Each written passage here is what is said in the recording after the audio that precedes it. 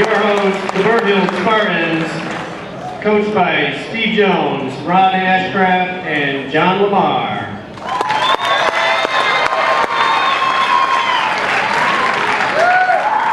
I would also remind everybody that it is Youth Wrestling Night, so I'd like to give a big round of applause for all these youth wrestlers that have come out tonight to watch the big show. All you youth wrestlers stand up to be recognized. Where are you? There you are. All right, excellent. They're all over the place.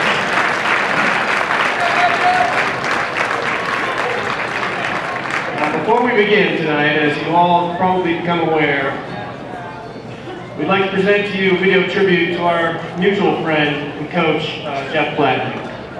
I'm going to turn it over now to Coach Jones for a few words of introduction. Thank you all for coming tonight in honor of Coach Blatnick and support of the Blatnick family. It's a very fitting atmosphere tonight considering he spent much of his time with Niskayuna Wrestling and Burton Hills Wrestling. He was an inspiration to so many people, both in our local community and also nationally. He was an extremely humble human being, a true gentle giant. He was a loving father and husband, a mentor to myself and our coaching staff, a colleague, a fantastic coach who had a special relationship with many members of the team. And he's one of our legends of the wrestling sport.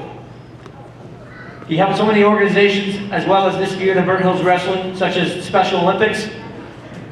He was a New York State chairman for USA Wrestling. He was a broadcaster for NBC at several Olympics, broadcaster for ESPN, covering many Division I wrestling championships. He was a UFC judge and commentator. He had a current contract with the Pac-10 championships coming up. He was a part of Journeyman Wrestling Club and guest speaker at various events all across the country. His athletic achievements alone are amazing. He battled through cancer to triumph and win Olympic gold in the 1984 Olympics. And he started the sport late as a sophomore at Niskayuna, going on to win a state championship, national championship at Springfield College, and then on to Olympic gold. It's a truly remarkable achievement, being the first Greco-Roman wrestler from America to ever win gold. As far as we know him from Burton Hills Wrestling, we knew him as Coach Blatnick. And we were very fortunate to have him coach with us for several years. And he just had an infinite wisdom about the sport and experience that, transversed across all time. Most importantly, he taught us life lessons that we pass down, every day in practice, and we pass on to the tradition of Burton Hills. Coach will be deeply missed, but you'll never be forgotten. Your legacy and contributions will live on forever. I'd like to direct your attention to the screen up here and for tonight's video presentation. Thank you.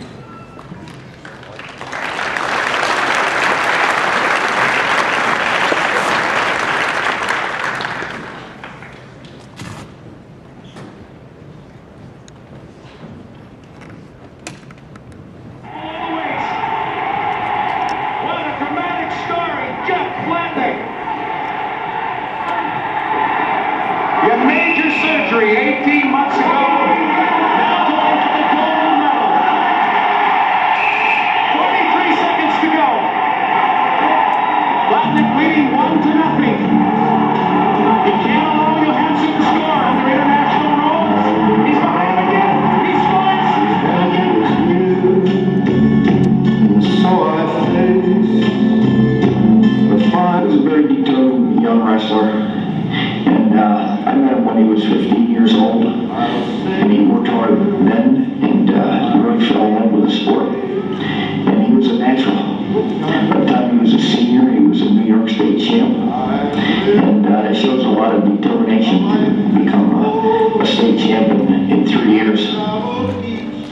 Carried over into college, and he became a national champ there, and then made 2 Olympic teams. I go back a long ways with Jeff Blatnick. Actually, my first NCAA championship as a coach. The last point scored by Hawkeye was a match against Blatnick. I've also actually used to work out with Jeff, and we used to be at camps together, and all of a sudden, you know, I don't think a lot of people thought he was going to step up and win an Olympic championship, but I think a lot of people just underestimated him just because of, if you look at his past and what he did and what he had to fight through, you know, he was ready to give you a battle, and he battled.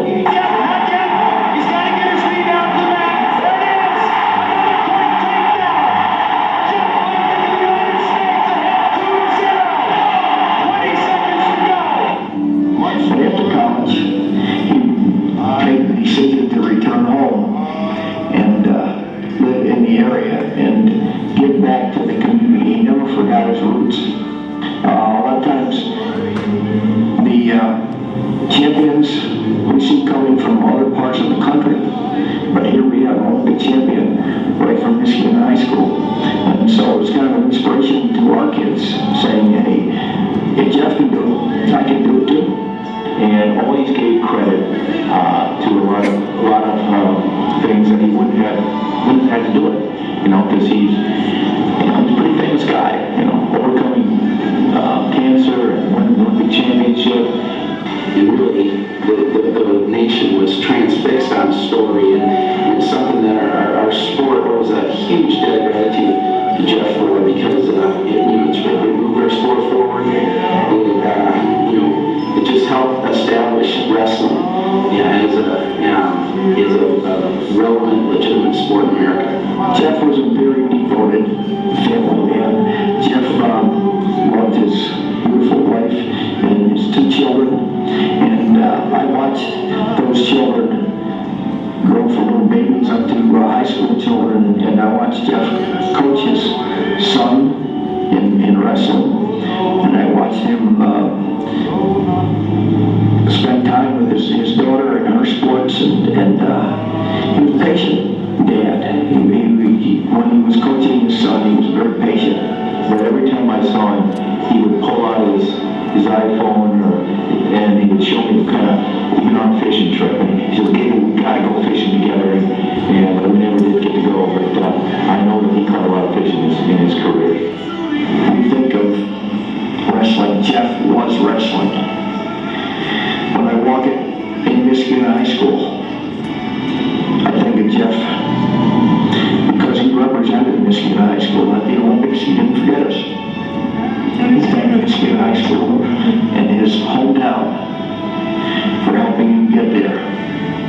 It's a beautiful part of Jeff.